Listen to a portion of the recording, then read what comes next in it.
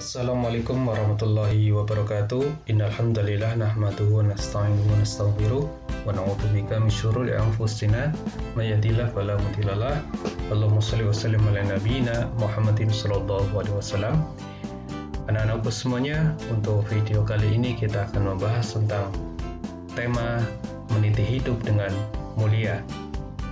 Oleh karenanya, mari kita perhatikan dan fokus untuk melihat video kali ini. Tema meniti hidup dengan mulia, kita akan belajar 3 ayat yang akan membahas tentang mujahadah an-nafs, husnudzon dan ukhuwah. Yang pertama, kita akan mempelajari tentang Quran surat Al-Anfal ayat 72, itu terkait dengan mujahadah an-nafs atau pengendalian diri. Yang kedua adalah Quran surat Al-Hujurat ayat 12, itu terkait dengan husnudzon atau berprasangka baik. Dan yang ketiga adalah Quran surat Al-Hujurat ayat 10, yaitu membahas tentang ukhuwah atau persaudaraan. Karenanya, mari kita tonton sampai habis video ini dan diperhatikan, tentunya dipahami untuk materi yang akan kita pelajari nanti. Dengar ya kata-kata ini, hidup mulia atau mati syahid. Ya, kita pasti telah banyak mendengar atau bahkan melihat tulisan-tulisan ini baik di sosial media ataupun di berbagai media lainnya.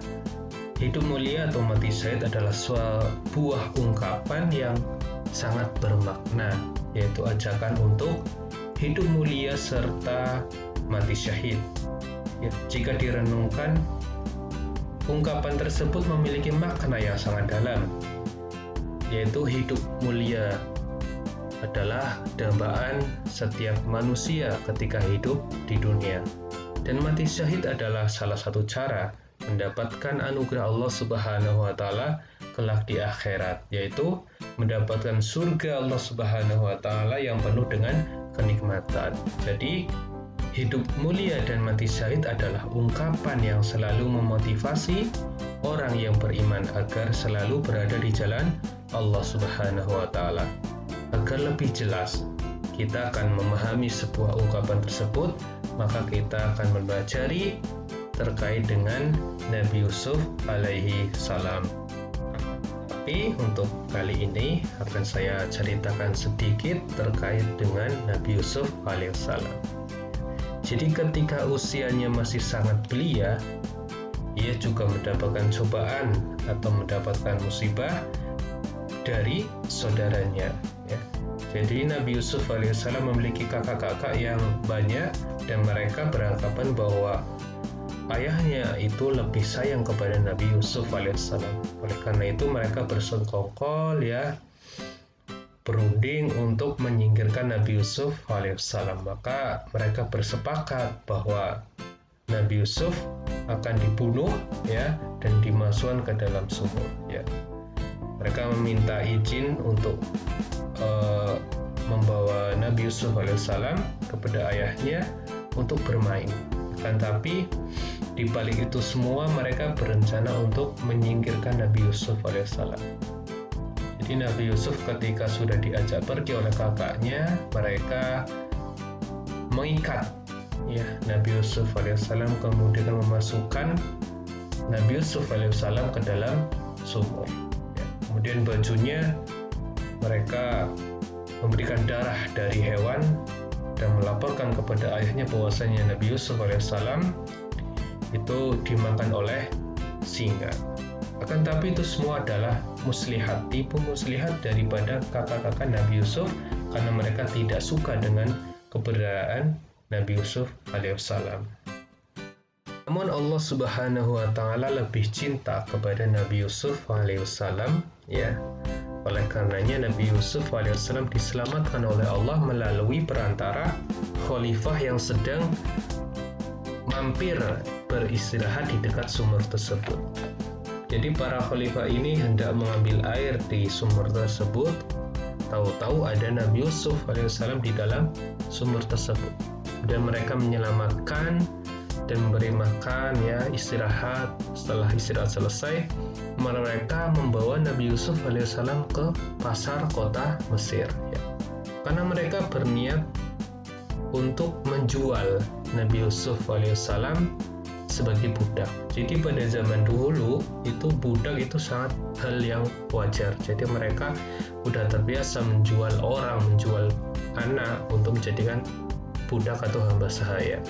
Jadi menjadi pekerja yang tidak dibayar. Oleh karena mereka melihat ada seorang pejabat yang sedang bingung, ini pejabat mau cari apa? Dan mereka mendekati, menawarkan bahwa ini mereka mempunyai anak kecil yang mana mereka ingin menjualnya. Maka mereka menjualnya kepada pejabat tersebut. Kebetulan pejabat tersebut juga hendak mencari budak. Dengan setelah tawar-menawar, akhirnya Yusuf kecil dijual dengan harga yang sangat murah. Ya, pejabat tersebut pun senang, ya, terus menanyakan nama kepada Yusuf kecil tersebut. Udah mereka membawa Yusuf kecil ke istana mereka. Apakah selesai cerita kisah pilunya Nabi Yusuf sampai segitu saja? Tidak, ya. Sampai beliau dewasa, ya, sampai beliau remaja, itu beliau masih mendapatkan masalah lagi, masih mendapatkan cobaan, ya, di istana tersebut. Jadi Nabi Yusuf alaihissalam itu memiliki tubuh yang bagus, ya, wajah yang tampan, sehingga majikannya itu tergoda oleh Yusuf alaihissalam, terpana oleh Yusuf alaihissalam. Majikan tersebut mengharapkan kepada Yusuf untuk menikah, ya, akan tapi Yusuf alaihissalam menolaknya. Bahkan karena menolaknya, majikan tersebut menfitnah, memberi tuduhan kepada Nabi Yusuf bahwa dia telah melakukan perbuatan yang mesum. Akan tapi Nabi Yusuf alaihissalam menjawab dalam Quran surat Yusuf ayat 33, "Wahai Tuanku, penjara lebih aku sukai daripada memenuhi ajakan mereka kepadaku." Ya. Jadi Nabi Yusuf alaihissalam ketika dewasa di penjara di dalam istana tersebut, akan tapi itu menjadi sebuah karunia karena Nabi Yusuf alaihissalam bisa bertemu dengan keluarganya, dengan ayahnya, dengan kakaknya kembali. Ini sebuah pelajaran kisah yang sangat memberikan inspirasi buat kita semuanya. Oleh itu, untuk materi kali ini kita akan bahas 3 hal tersebut. Apa? Pengendalian diri, prasangka baik, dan persaudaraan atau ukhuwah Islamiyah. Kita akan belajarinya. Kita akan pelajari maknanya, dalilnya, ya, dan perilaku-perilaku yang menunjukkan 3 sifat tersebut. Pertama, pengendalian diri atau mujahadah an-nafs. Apa itu? Ya, mujahadah an-nafs atau kontrol diri itu merupakan usaha mengendalikan diri sendiri agar tidak mudah terbawa hawa nafsu dan godaan untuk berbuat sesuatu yang tidak baik. Ya, dalam literatur Islam itu pengendalian diri dikenal dengan istilah as-saum atau puasa. Jadi puasa adalah salah satu sarana mengendalikan diri. Hal tersebut berdasarkan hadis Rasulullah SAW yang artinya, "Wahai golongan pemuda, barang siapa dari antaramu mampu menikah, hendaklah ia nikah.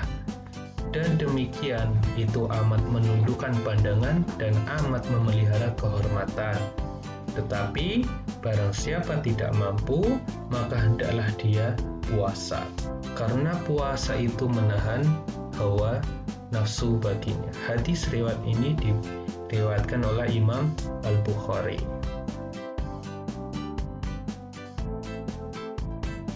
Kemudian yang kedua, prasangka baik atau husnudzon. Prasangka baik atau husnudzon berasal dari bahasa Arab yang artinya yaitu yang pertama husnu yang artinya baik dan dzon yang artinya prasangka. Jadi prasangka baik atau positive thinking dalam terminologi Islam itu dikenal dengan istilah husnudzon. Ya, Jadi husnudzon ini sikap orang yang selalu berpikir positif terhadap apa yang telah diperbuat oleh orang lain. Lawan dari sifat ini adalah buruk sangka atau suudzon, yaitu menyangka orang lain melakukan hal-hal buruk tanpa adanya bukti yang benar.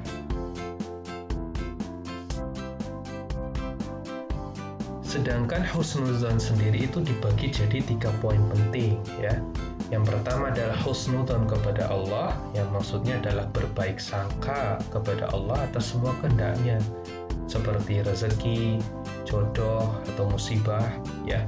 Jadi wujud husnudzon kepada Allah yaitu dengan cara tidak menyalahkan atau tidak menyalahkan Allah Subhanahu wa taala apabila terjadi sesuatu yang buruk menurut kita. Jadi kadangkala Allah memberikan hal yang kita tidak sangka. Menurut kita baik, belum tentu di sisi Allah baik. Ya. Yang menurut kita buruk, belum tentu di sisi Allah itu buruk. Jadi makanya kita tetap berhusnudzon kepada Allah, berprasangka baik kepada Allah Subhanahu wa taala. Kemudian yang kedua adalah husnudzon kepada sesama manusia, yaitu senantiasa memandang dan berprasangka baik bahwa orang lain tidak mempunyai maksud buruk kepada kita. Ya, ini sangat susah mudah untuk kita lakukan. Ya. Kemudian yang ketiga adalah husnudzon kepada diri sendiri. Maksudnya apa? Meyakini kemampuan sendiri dengan berusaha menggali potensi kebaikan yang kita miliki. Ya.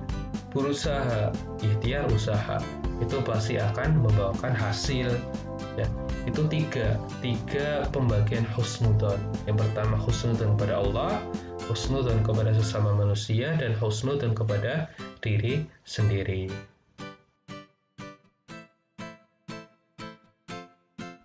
Sifat yang ketiga adalah persaudaraan atau ukhuwah.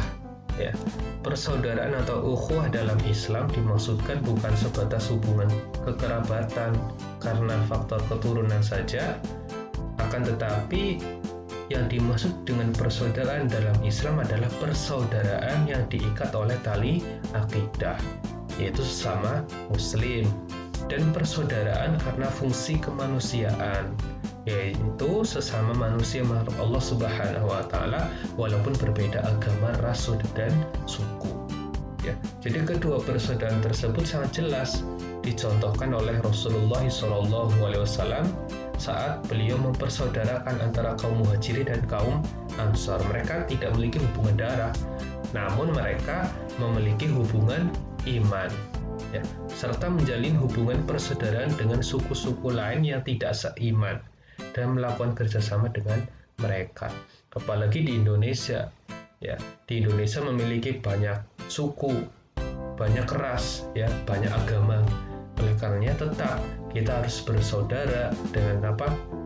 Dengan ikatan kemanusiaan, bukan hanya ikatan agama saja.